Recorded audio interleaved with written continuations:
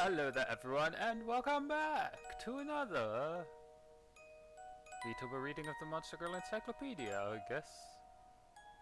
Yes, this lovely book,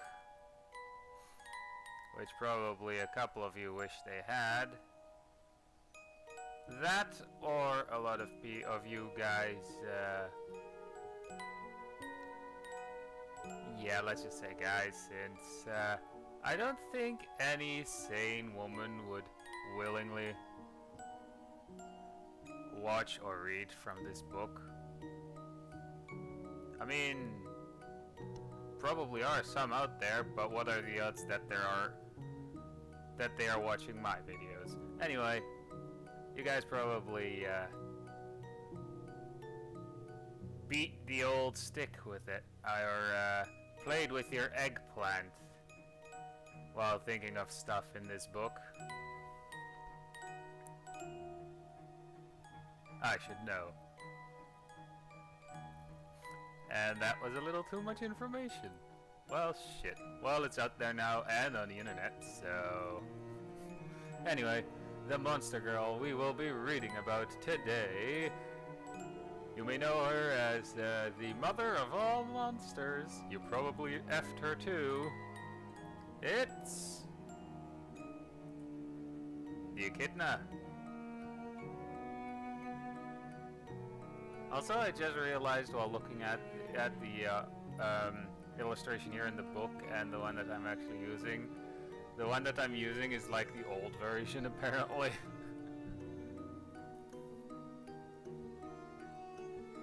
Yep. Well, I'm allowed to make a few mistakes as well. It's like the face looks actually different. Well, anyway, Echidna, family Lamia. Well, that should be obvious. Type reptilian. That should also be very obvious in my opinion. Anyway, habitat, the deepest recesses of dungeons. Nature, lustful. Diet, carnivorous. Favors wild animals. Actually, I have to say I actually like her design. Makes you think of one of those belly dancers, you know? Anyway, the Echidna is also a member of the Lamia family. With the lush upper body of a human and the lower body of a snake. Echidnas are the most magical of all monsters and a far cry from the typical members of the Lamia family, though their disposition varies greatly from individual to individual. The one trait all Echidnas share is an extreme lust few humans have ever observed. Echidnas, as they are extremely rare and often live in the deepest recesses of perilous dungeons, they live in such remote regions so that only humans of great prowess can reach them, meaning that the ones they mate with and bear children by are the greatest specimens that humanity has to offer,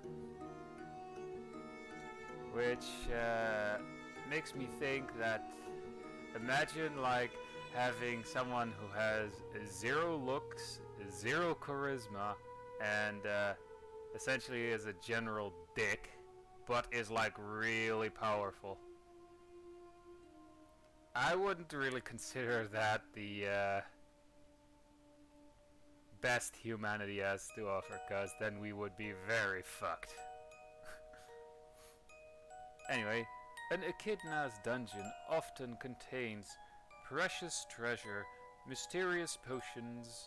Don't drink those without first having an alchemist check what they are, by the way. And legendary magical artifacts. to entice such adventurers. The most... Oh wait, the monstrous keepers of these troves are known to take a woman's form. Alright. To take a woman's form and use their awesome magical power to spread the news of these treasures, or to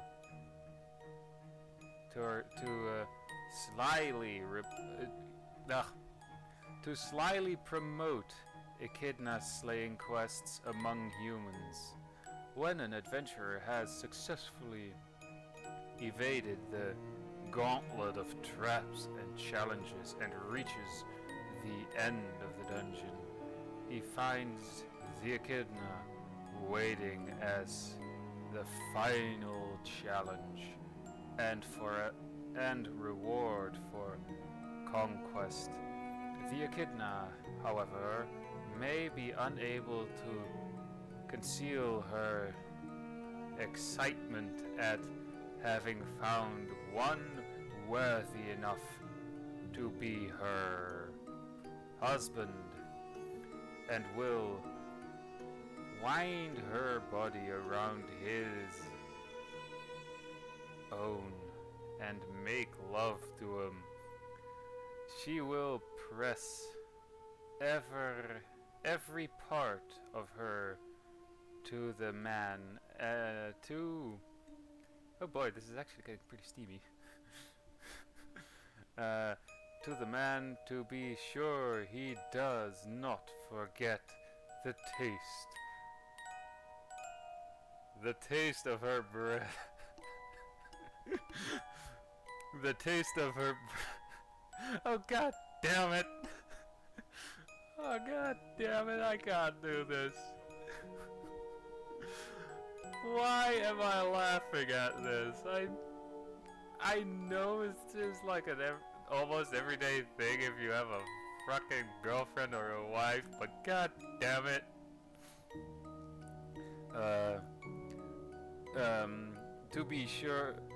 To be sure he does not forget the taste of her breasts, lips, and vowels.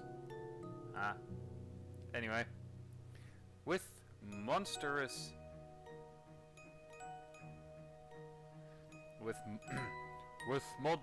ecstasy revealing that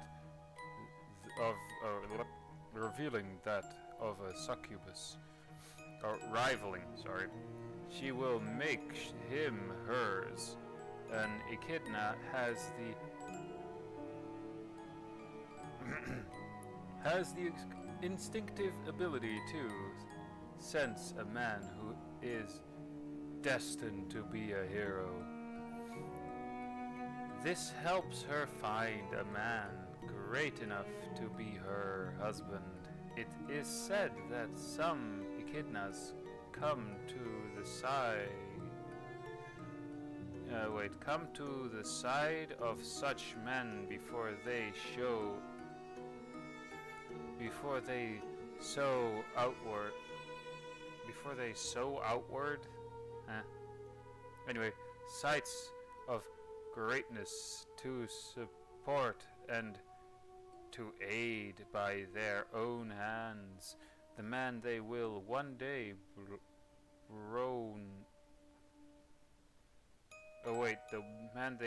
drown in pleasure and enslave to passion. Instances such as this may explain the many legends of which a heroic savior of humanity simply vanishes into an obscurity. Perhaps the heroine who stood by his side throughout was the Echidna, and some were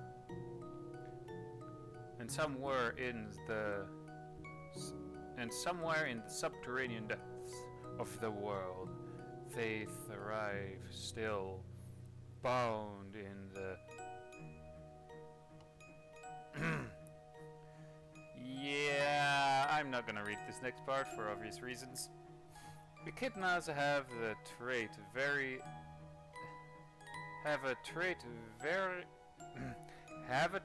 very unusual among monsters, in that among children they bear in lifetime, only the first is an echidna. Subsequent children differ in race, appearance, and traits. In many cases, new races of monsters never before observed are born. For this reason, the echidna is known as the mother of monsters.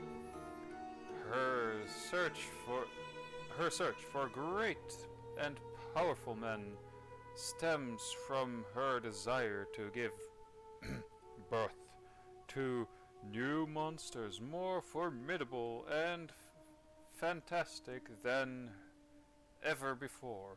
One echidna has obtained the fully enamored husband. Obtained and fully enamored a husband. Sorry, that was my fault.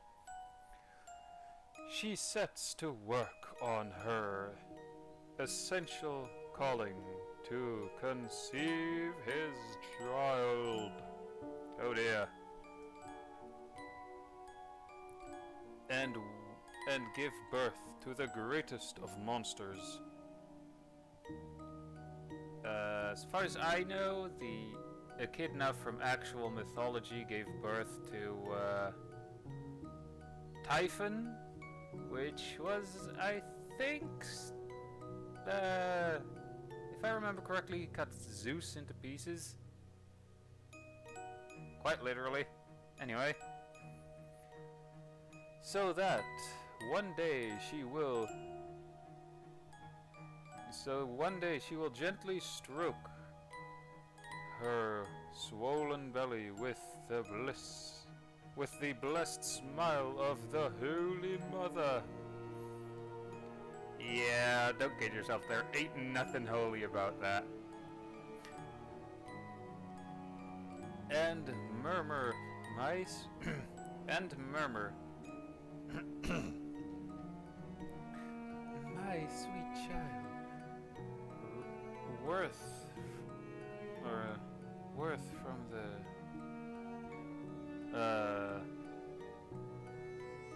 wait, does that say wrath from the luscious seed of my dear husband, my greatest love in this world? Just how lewd and lustful will you grow up to be? In what ways will you turn men from chastity?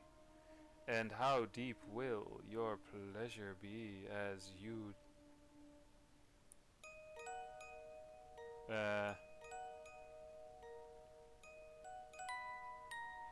yeah, you can guess where this one's going. Thinking such thoughts, the mother of monsters surely smiles in anticipation of her soon-to-be born child. And yes, it actually was written like that, you know, soon-to-be child. Anyway, soon-to-be born, I meant. Now on to the little bit of text that is beneath the artwork, which, yes, I actually can show as the thumbnail, because YouTube is kind of bitchy about that. Anyway, the Echidna, the mother of monsters, smiles gently, surrounded by her numerous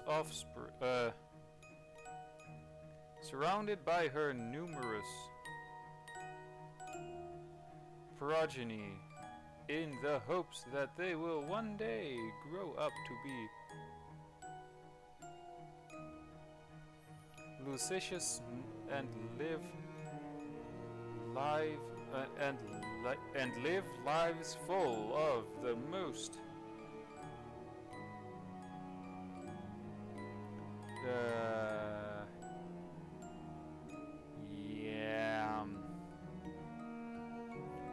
of certain things, sexual delight. Anyway, that was it for this reading of the Monster Girl Encyclopedia. I hope you guys enjoyed. Feel free to leave any suggestions for other Monster Girls you would like me to read about in the comments below, as long as they're in Volume 1. And I'll see you guys in the next video of whatever I'll be making. So yeah. Bye.